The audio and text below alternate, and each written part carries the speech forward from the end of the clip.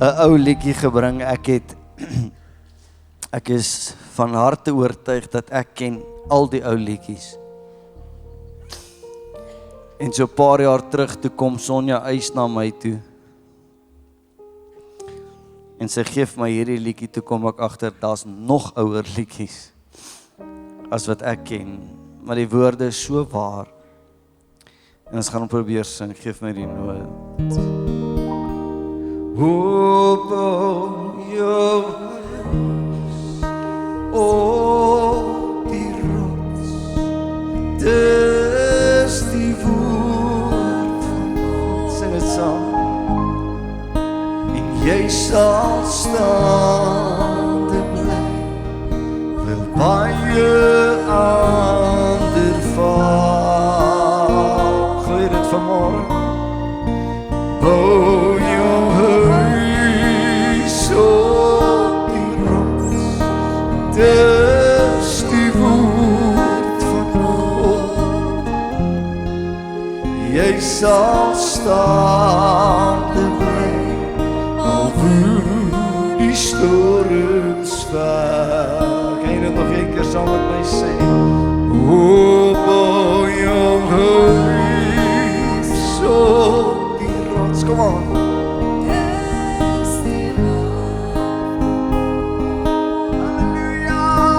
Jy sal staande bly, wil baie ander val. O, bou jou huis op die rots, dis die woord van God. Jy sal staande bly, al woed die storms ver. Ek gaan probeer 'n versie sing, ek maak hom op soos ek gaan. As die hart seer en die trane vloei so vrylik,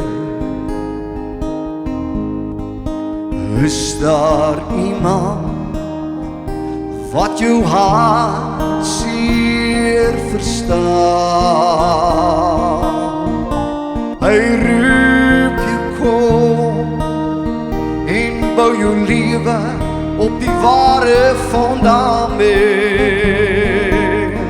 O, kom na Jesus, bou op sy woord en jy sal bly staan. Het dit sin gemaak? Kom aan, sê dit saam. O, bou jou huis op die rots, dis die woord van God. En jy sal staande bly, wil baie ander val.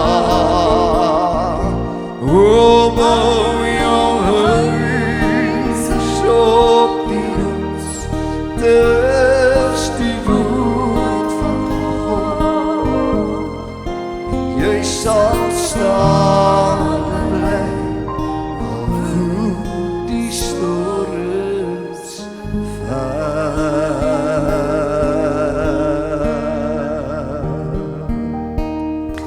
As jy die woorde glo, sê 'n bietjie amen. Halleluja. Prys die Here.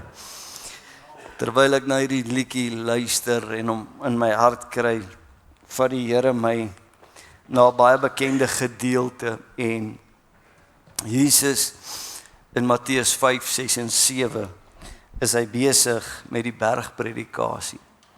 En ons het toevallig hierdie week sommer by die Bybelstudie ook so 'n bietjie gekyk na die bergpredikasie en hoeveel daar in die bergpredikasie is wat ek glo God van ons verwag om te gehoorsaam.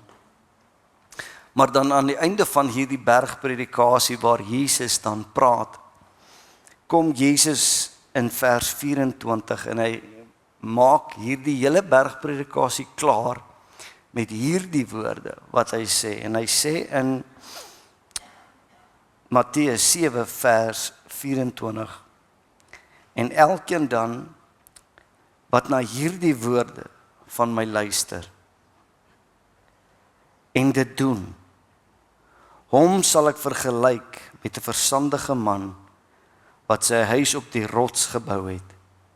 En die reën het geval en die waterstroom het gekom en die wind het gewaai en teen daardie huis aangekom en dit het nie geval nie. Sê amen. Want sy fundament was op die rots, vers 26, en elkeen wat na hierdie woorde van my luister, so daar is baie mense wat luister, maar hy sê, wat na hierdie woorde luister, en dit nie doen nie, kan ek vir jou sê, die antwoord van die resep is nie in die luister nie, die antwoord van die resep is in doen. Hy sê, en dit nie doen nie, sal ek vergelyk met 'n dwaase man, wat sy huis op die sand gebou het, en die reën het geval, en die waterstroom het gekom, en die wind het gewaai, en teen daardie huis aangekom, en dit het geval, en sy val was groot. Is dit nodig vir my vanmôre, om jou te herinner, dat daar is stormwinde wat waai? Kan ek vanmôre die onnodige tyd, wil ek amper sê, gebruik om vir jou vanmôre te herinner, dat daar is 'n vyand wat soos 'n vloedstroom teen jou huis gaan wil kom.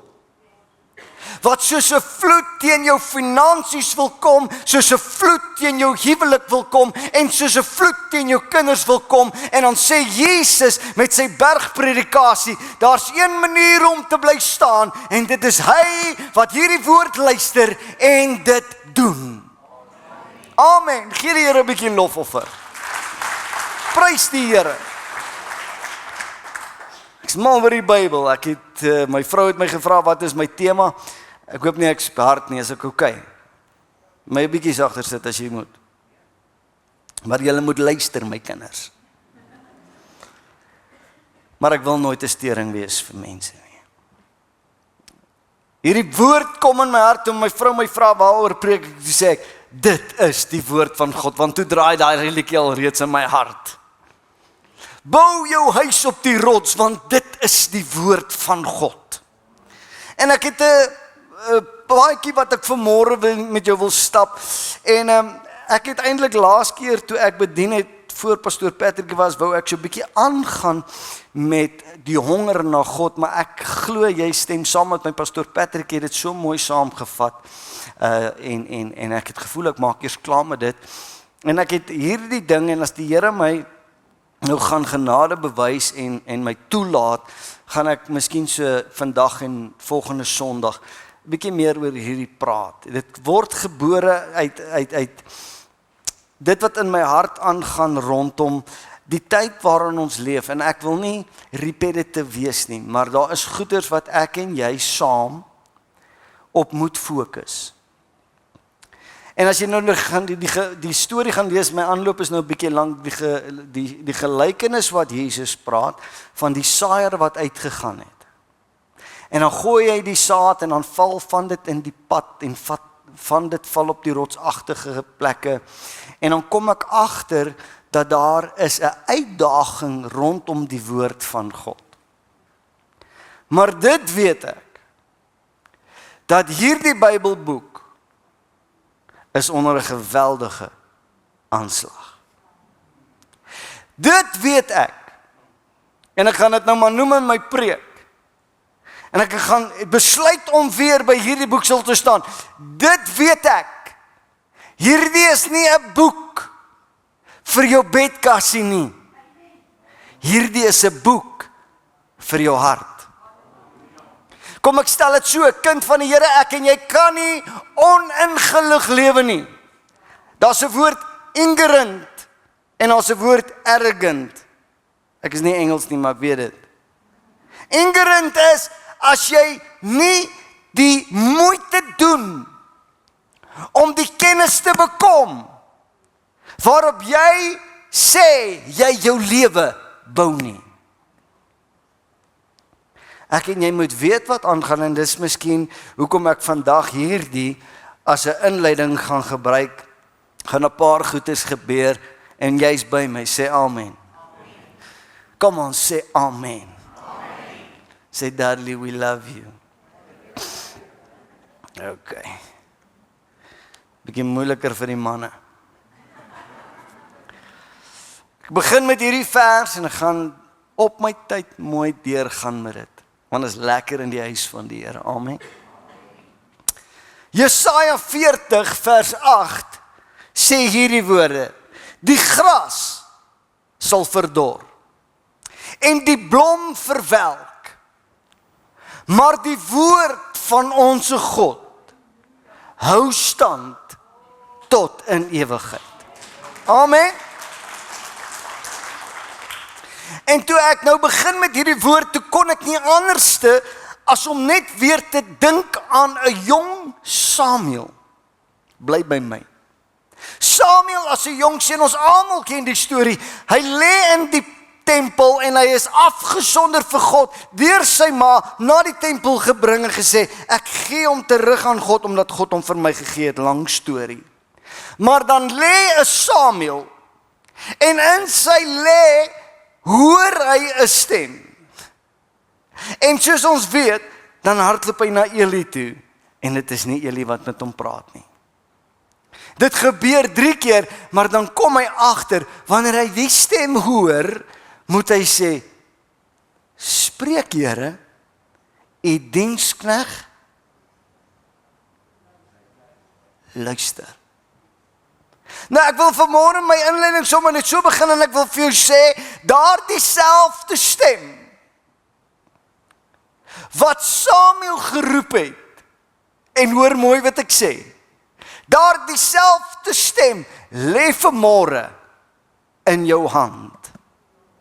En dit is die woord van God. Want dit is 'n stem wat met jou praat. 'n Bybel is nie net 'n ink met papier nie, maar dit is die asem van God wat in hierdie boek vasgevang het. 'n Boek wat nie net gelees moet word nie, maar gehoor moet word. 'n boek wat nie net in jou huis moet lê nie, maar in jou hart moet leef. Die vraag wat ons miskien vanmôre vir mekaar vra, en ek weet ek is nou 'n bietjie rustig, hè? Die vraag wat ons vir mekaar vanmôre miskien moet vra as kinders van God, is nie miskien hoeveel lees jy die Bybel nie? Maar ek dink die eerder korrekte vraag om te vra vanmôre is, hoor jy nog God se stem wanneer jy die Bybel lees? Hierdie aanhaling het ek neergeskryf. Wanneer jy die Bybel oopmaak, maak jy nie 'n boek oop nie, jy maak die mond van God oop in jou lewe. En as daai ene nou net kan tref in jou gedagtes wat soveel goeders in het vir die week wat gebeur het, en jy snap net gou-gou, elke keer as ek hierdie boek oopmaak, is dit die stem van God wat met my wil praat. Ja, ek weet julle kyk my nog. Wag. Wat sê die Bybel oor homself? Kom ons gaan gou-gou vinnig. 2 Timoteus 3 vers 16, 'n baie bekende skrif, en ek haal hom weer aan vanmôre. Die, help my, kom ons sê dit mooi duidelik. Die hele ding beteken van hier tot hier. Die hele skrif is deur wie? God geïnspireer. En is nuttig tot lering. En dit is tot weerlegging. Wat beteken daardie weerlegging? Weerlegging beteken wanneer valsheid na jou toe kom, rakend die Bybel of jou evangelie, dan is daar 'n weerlegging wat jy uit hierdie boek uit moet haal om daardie mense reg te help. Tot weerlegging, tot teregwysing. Nou daai teregwysing, ek wil nou nie te veel tyd op het spandeer nie, maar die teregwysing, jy weet presies waarvan ek praat. Die krag wat hierdie boek het. As jy so een trekkie te veel links gegee het, en die bloed borrel nog so in jou ore, dan is dit hierdie boek wat jou teregwys. Is dit so? Ag, julle moet saam met my werk vanmôre. Ek is so lief vir julle, ek mis julle. En dit is tot onderrig in die geregtigheid. Nou, kan ek gou dit vir jou sê, dis nou nie my notas nie, maar ek dink toevallig gisteraand, jy sal my nou nie glo nie, ek het tot vanoggend 2:30 wakker gelê. En gedink oor, wat dink jy? Niks. Maar ek dink op 'n stadium hieraan. Ons het nou 'n pad gestap al die afgelope tyd en ek het met jou gepraat oor geloof. En as jy na Efesiërs 16 gaan en jy lees wat die borswapen is, dan sê hy praat van die skuld van die geloof en daaroor het ons gepraat.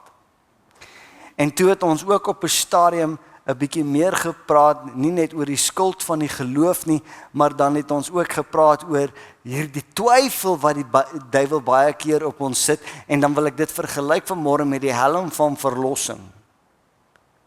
En vandag as ons bietjie na die bors of na die wapenrus te kyk, wil ek amper sê, vandag is ons so bietjie besig met daardie stukkie wat sê, omgord jou met die waarheid.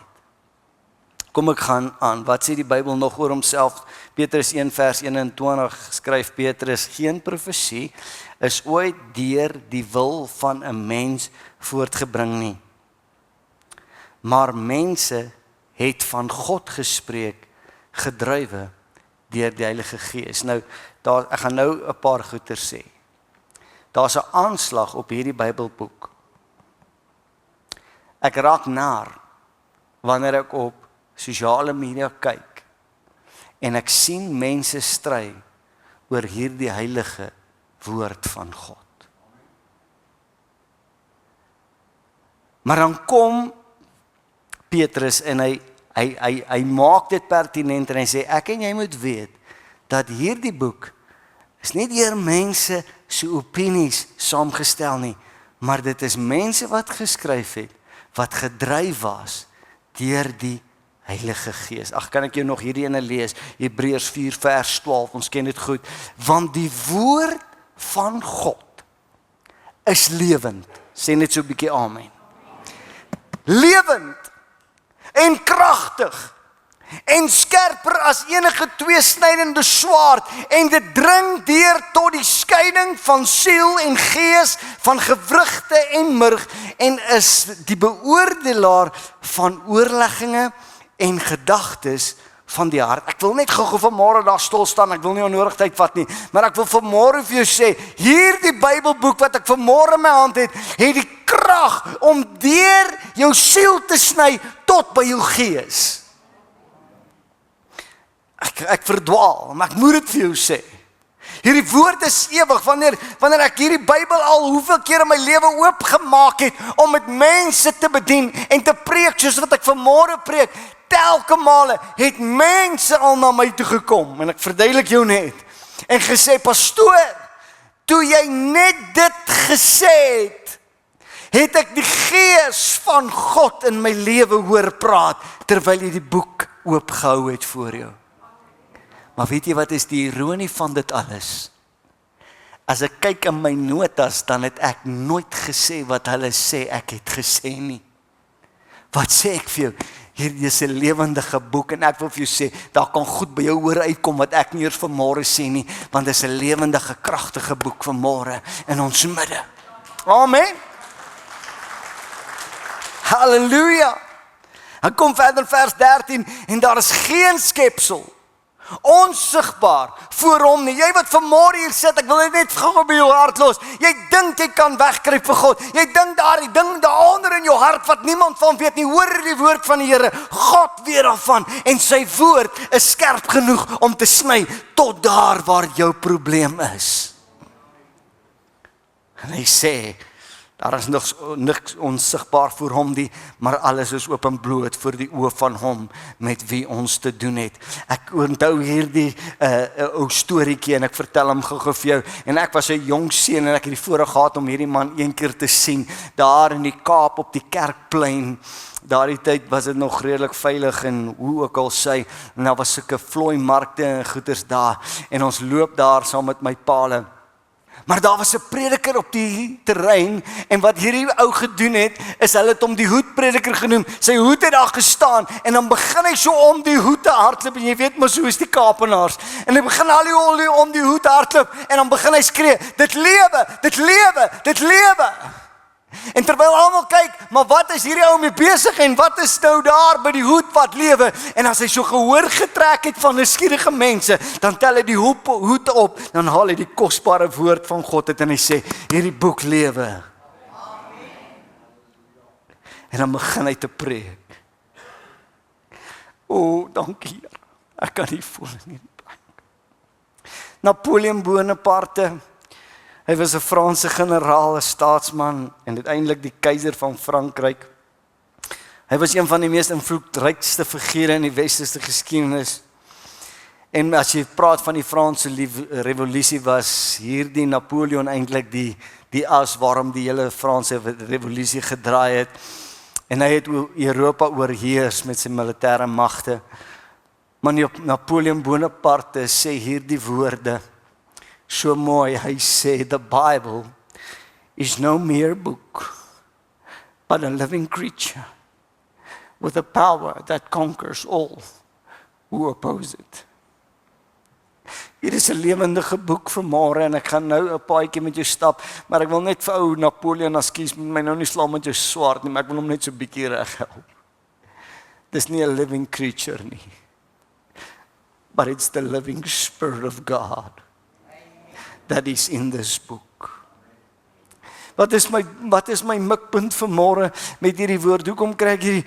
Ek wil vir jou sê, en ek gaan dit duidelik weer sê, daar gaan aanslag teen jou Bybel kom. En dit is jou en my verantwoordelikheid om hierdie kosbaarste besitting van jou lewe in jou hart diep te bære. Kry jy my vanmôre? En dan gaan ek oor na die volgende gedeelte van my woord en ek wil 'n bietjie net argumente oor die Bybel debunk. En kom ek begin met hierdie stelling van Billy Graham. Billy Graham sê hierdie woorde: The Bible is God's word. If you doubt it, you will doubt God himself. En ek herhaal bietjie vanmôre. As jy op sosiale media kyk, is die een nou slimmer as die ander ou. En jy sal baie goedjies hoor van, ja, maar wat hierdie nou eintlik beteken is dit. En hierdie is verkeerd en daai is reg. En die ding wat ek eintlik gou wil die bank en ek spring myself nou vooruit, ek sal nou daarby gekom het. Die valse illusie. Hoor gou mooi. Dat die Katolieke Kerk die woord van God gekaap het, is onsin.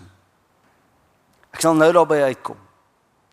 Want ek weet, daar's baie mense wat sê, ja, maar die Katolieke Kerk en dit en dat. Charles Spurgeon, wat in die 1800s geleef het, hy was bekend as the Prince of the Preachers, het een keer hierdie woorde gesê, if you doubt one part of Scripture, you have no reason to trust any of it.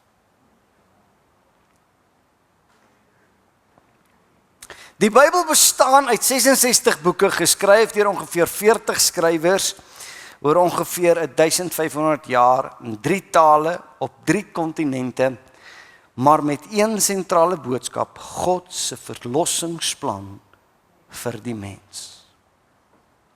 Nou wil ek gou net 'n paar goeters vir jou sê. Die Ou Testament, en wanneer dit kom by daar stories, ek gaan nou nie vanmôre negatief wees nie en ek gaan nie in daai paai verdwaal nie, maar daar stories dat die Katolieke Kerk het die Bybel onderskep en hom verander en. Hoor net gou wat ek vanmôre vir jou sê. Dat die Ou Testament, die eerste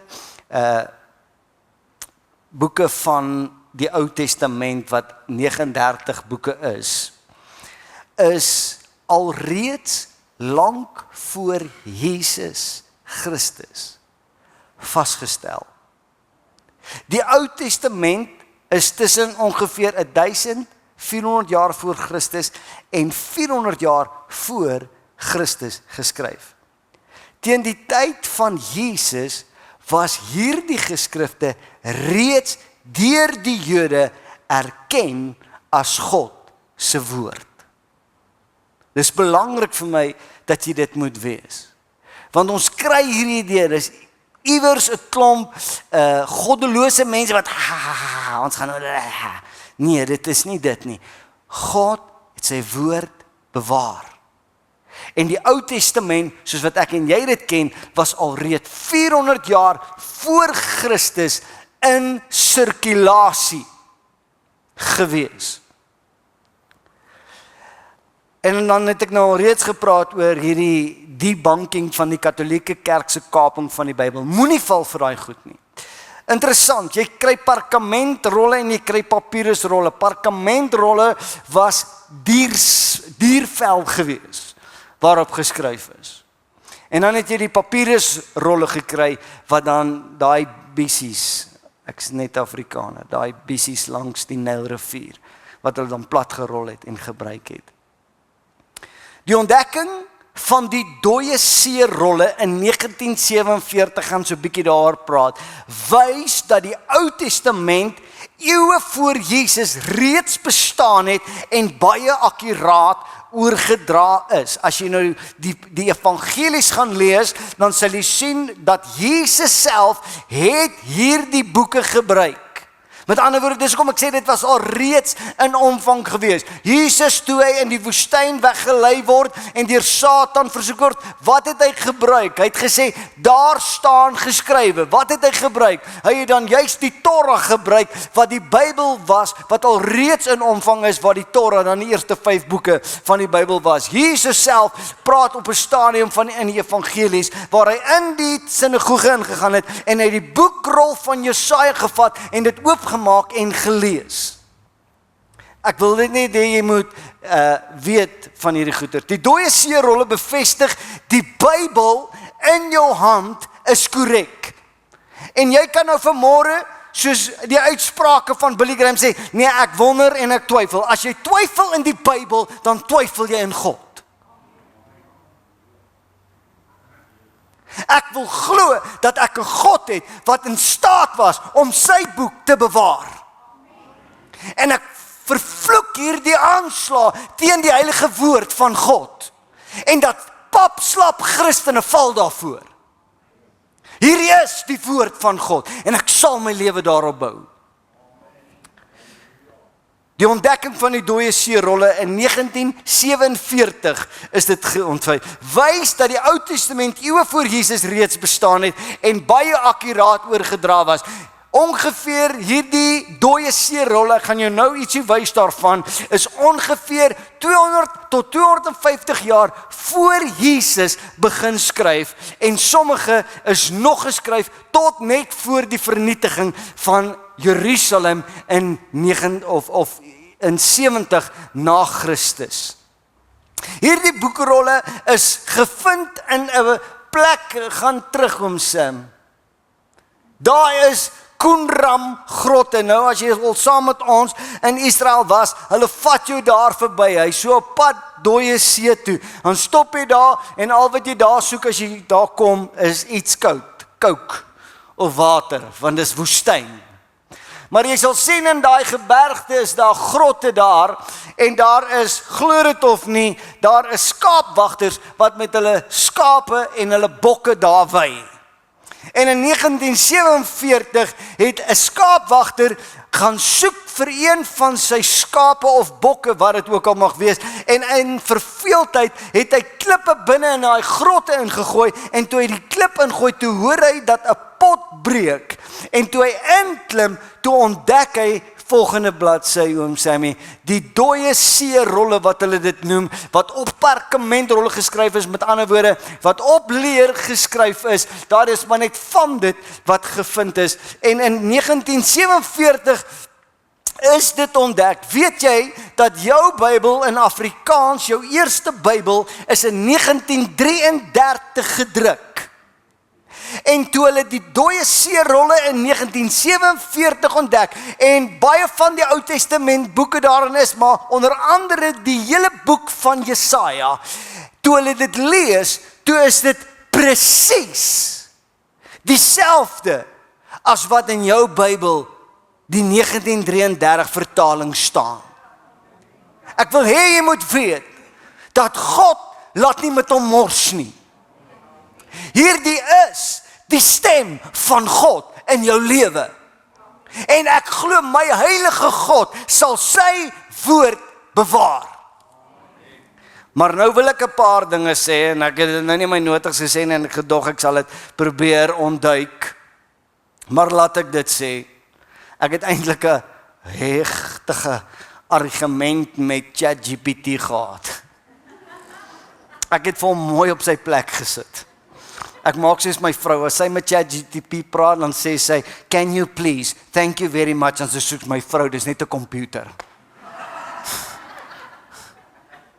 Maar toe voel ek ook hoe sy voel, en toe sê ek, jy is nou besig om te lieg.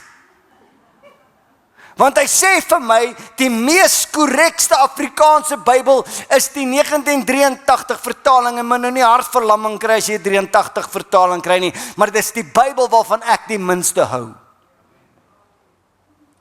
Hoekom?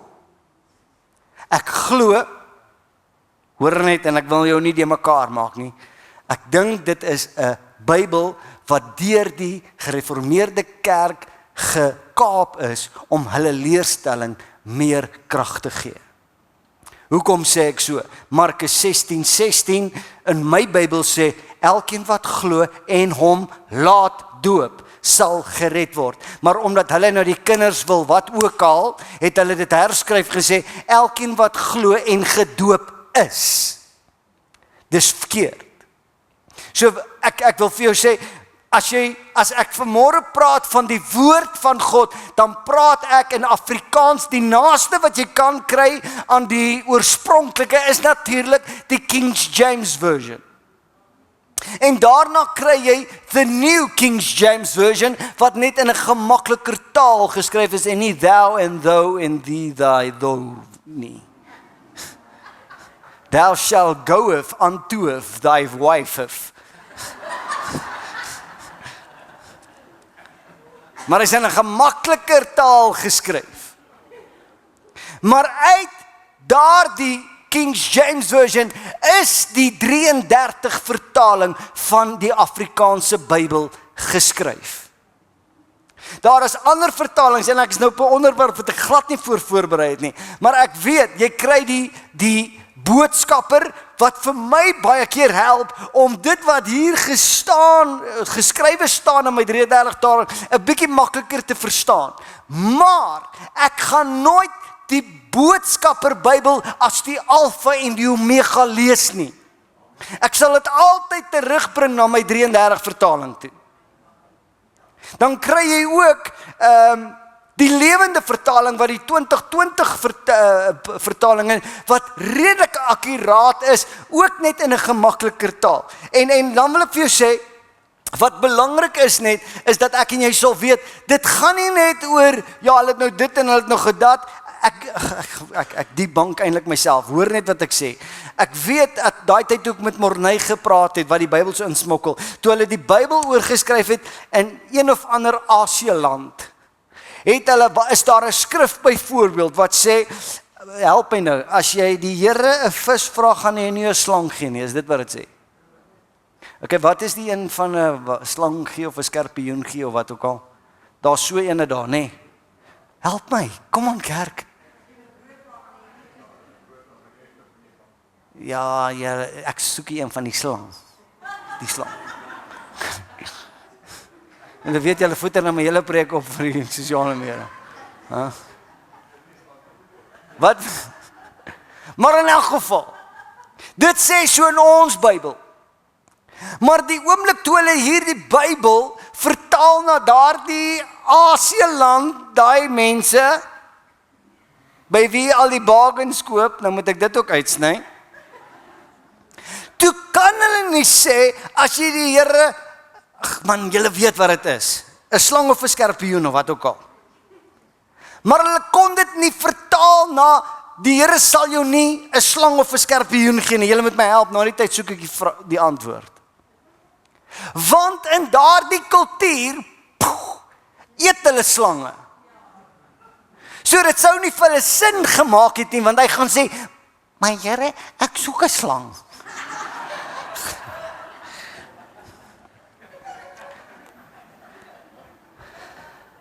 Met ander woorde, dit gaan nie net oor, ja, nou het hulle die Bybel verander nie. Dit gaan oor die konteks en dit wat die boodskap is wat moet deurkom. Verstaan jy wat ek vanmôre vir jou sê?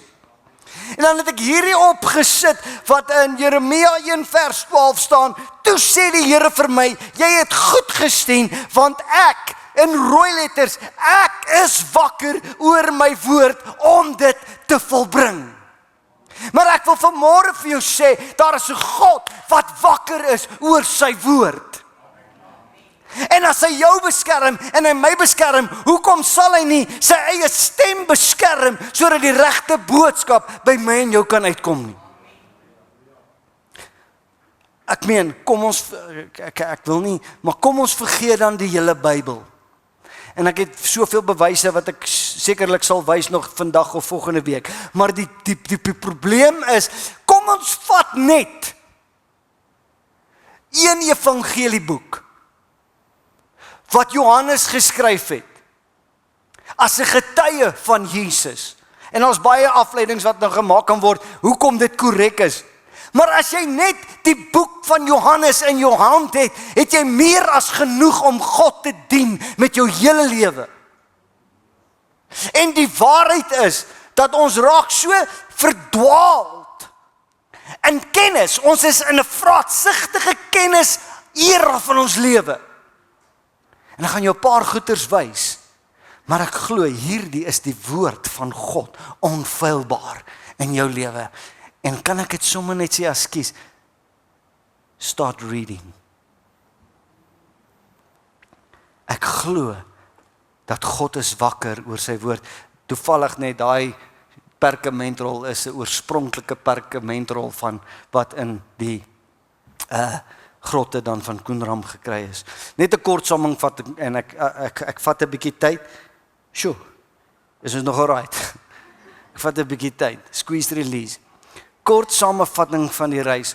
God se mense het die woord geskryf. 'n Petrus, 'n Paulus, 'n koning Salomo sit daar met 'n pen in sy hand, deur God geïnspireer, en hy skryf dit wat God vir hom gee om te skryf. Ek gaan nie deur hierdie preek kom nie. Maar nadat die boodskap geskryf is, kom ons vat die Nuwe Testament, is dit oorgeskryf, en ek gaan jou leer van die Masoret, maar dit is oorgeskryf sodat dit gestuur kon word na baie gemeentes. Ek praat van jou die authentisie van God se woord. Is dit oorgeskryf om by ander gemeentes te gelees te word. En in dit alles was die Bybel dan bewaar. Hulle reken dan, ek het nou daai ingesit, ek gaan dit moet los. Hulle reken dat net in die Nuwe Testament manuskripte wat gekry is daar plus minus 5800 Griekse manuskripte gekry. Wat beteken dit? Kry 5800 manuskripte bymekaar, sit hulle teen mekaar en elke een stem presies ooreen met die ander ene. Hulle het verder gereken dat daar plus minus 10.000 Latynse manuskripte is. So 5800 Griekse manuskripte, 10.000 Latynse manuskripte en plus minus 900 manuskripte wat in ander antieke tale geskryf is. Dit beteken meer as 24.000 manuskripte van die Nuwe Testament bestaan vandag. En is meer as enige ander antieke boek wat daarvan bewyse is. Ag, ekskuus, ek weet ek gaan nou 'n bietjie langer gaan. Is jy okay? Julle is maar sag, Here. Ek gaan, sorry. Die Masorette, wie was die Masorette? Die Masorette was die mense wat die Bybel, dit was hulle taak om die geskrifte dan oor te dra en te bewaar. 'n Paar goeders wat belangrik is, net om vir jou te verduidelik. Net spesiale materiaal en ink mag gebruik word wanneer die boeke oorgeskryf was. Die manuskrip moes op rein perkament van kosher dier geskryf word. Met ander woorde, dit moes 'n rein dier wees. Dan word die vel gebruik om op te skryf. Die ink moes volgens 'n spesifieke formule gemeng word. Alles moes 'n ritueel rein gewees het. Ek wens ek kan nou 'n bietjie praat oor die goed, maar gaan vinniger. Elke kolom in daai sien jy daai rol, hy werk nie met bladsy nie. Hy werk soos 'n rol. Hy rol oop. En elke kolom moes vasgestelde aantal reëls hê. Gewoonlik sou een kolom plus minus 48 en 60 reëls hê. Die breedte van elke kolom moes presies dieselfde wees. Ek gaan vinniger. Geen woord uit geheue mag geskryf word nie. So wanneer hierdie Masoret die Bybel oorskryf of die boek, die skrifgeleerde moes elke woord hardop lees voordat hy hom skryf. En hy mag hom nooit uit sy geheue uitgeskryf het nie. 4. God se naam was met baie spesiale eer geskryf. Wanneer die skrifgeleerde die naam van God Jahwe moes skryf, 3 goeters, moes hy sy pen eers skoonmaak. Hy moes hom self skoonmaak en dan moes hy in 'n tipe van aanbidding ingaan terwyl hy die naam van God skryf op die perkamentrol. En dan nommer 5, hulle letters en woorde is getel, elke letter was getel, elke woord is getel, lang storie kort, daar's die kolom, ek gaan hierdie kolom nou oordra in hierdie perkament, dan sal jy die middelste woord getel het en gesê het, as ek klaar is met my kolom, moet daai woord presies ook in die middel wees, dis hoe presies dit gedoen was. Nommer 6, foute was onaanvaarbaar, as 'n fout op 'n bladsy was, is die bladsy heeltemal weggegooi, 'n volledige rol met 'n groot fout is begrawe of vernietig. Nommer 7, die finale kontrole. Nadat 'n manuskrip voltooi was, het 'n ander skrifgeleerde dit weer vergelyk met die meesterkopie en elke letter is nagegaan. Dit is nogal interessant, ek wil nie verdwaal nie, maar jy weet, co-workers, nie jou baas en jy, en dan gee jy vir jou baas en sê, ja, okay, dis reg, net co-workers. Nou weet jy wat is die groot ding van co-workers? Kompetisie. So met ander woorde, as daai ander ou dit lees, hy soek 'n fout, man. Wil vir die ouens wys, hierdie ou kan dit nie doen nie. En deur dit alles, was God se woord veilig bewaar. Ek weet, ek vat 'n bietjie baie. As jy die hele Bybel saamvat, ek maak klaar. Sam, jy kan vir my so lank ietsie speel. As jy die hele boek saamvat, en ek het dit al reeds vir jou gesê, die sentrale boodskap van die Bybel, al die boeke, God se plan om die mens te red en met hom te herstel deur Jesus Christus. Dis wat die rede vir die Bybel in jou hand is. Nou ek het hier gou-gou een stukkie geskrif, net gou-gou 'n bietjie verander om jou te help. En ek hoop nie jy is kwaad vir my nie. Johannes 1 vers 1 tot 5 sê die oorspronklike, in die begin was die woord, en die woord was by God, en die woord was God. Hy was in die begin by God. Alle dinge het deur hom ontstaan en sonder hom het nie een ding ontstaan wat ontstaan het nie. In hom was lewe en die lewe was die lig van die mens. En die lig skyn in die duisternis en die duisternis het dit nie oorweldig nie. Gee jou die volgende ene. Ek het my eie woord gaan insit, want dit kom op dieselfde neer. In die begin was Jesus. En Jesus was by God. En Jesus was God. Hy was in die begin by God. Alle dinge het deur Jesus ontstaan. En sonder Jesus het nie een ding ontstaan wat ontstaan het nie. En in Jesus was lewe. En die Jesus was die lig van die mens. En Jesus skyn in die duisternis. En die duisternis het Jesus nie oorweldig nie. Kan ek dit nog net so 'n bietjie ekskuus vir jou verduidelik? Jesus is die woord is die Bybel. In die begin was die Bybel. En die Bybel was by God. En Jesus was God. Hy was in die begin by God. Alle dinge het deur hom ontstaan en sonder hom het nie een ding ontstaan wat ontstaan het nie. In die Bybel was lewe. En die Bybel was die lig van die mens. En die Bybel skyn in die duisternis. En die duisternis het dit nie oorweldig nie.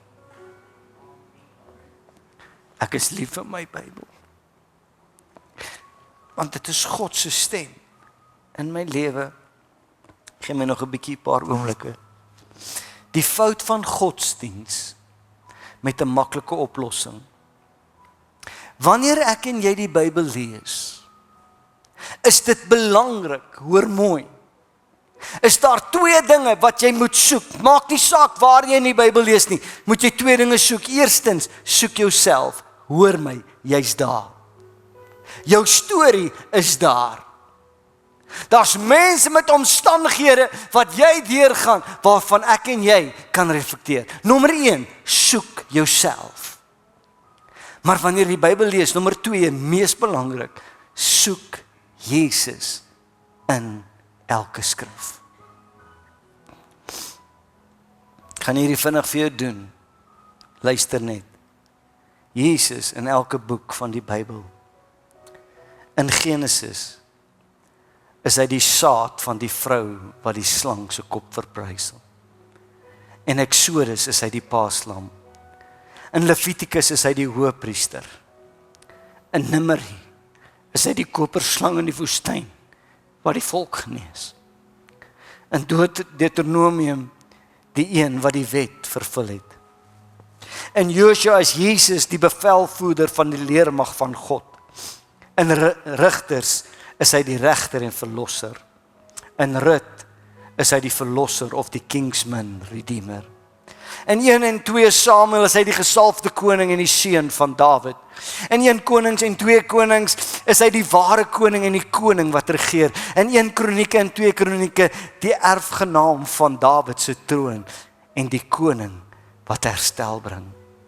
In Esra die een wat herstel en Nehemia die bouer van gebroke mure. In Ester die een wat sy volk red. In Job een wat teruggee wat gesteel is. In die Psalms is Jesus die goeie herder. In Spreuke is hy die wysheid van God. In Prediker die ware betekenis van die lewe. En in Hooglied is hy die bruidegom. In Jesaja is hy die lydende dienaar. In Jeremia is hy die regverdige spruit. In Klaagliedere is hy die man van smarte. In Esegiel die een wat doodsbeendere weer laat lewe. In Daniël is hy die 4de persoon in jou 4. In Hosea die bruidegom van genade. In Joël die een wat die gees uitstort. In Amos is hy die hersteller van Dawid se tent. En Obadja die verlosser op Sion.